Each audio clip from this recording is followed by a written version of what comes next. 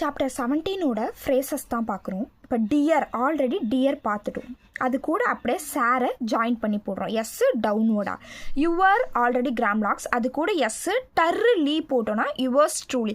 கிராம்லாக்ஸில் vowel வைக்கக்கூடாது, but நம்ம mistake avoid பண்ணுறதுக்காக இப்போ லீக்காக நம்ம ஒய் வவல் கூட வச்சுக்கலாம். எவரி வர்றூக்கு ஆன் த லைனில் போட்டால் எவரி, அது கூட எஸ்ஸு டி என்எஸ் சர்க்கிள் போட்டோன்னா every circumstances.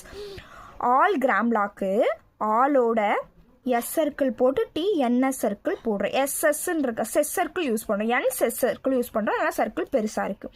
You will remember, you தனி வில் தனி ரிமெம்பர் தனி, மூணுத்தையும் ஜாயின் பண்ணி யூ வில் ரிமெம்பர்.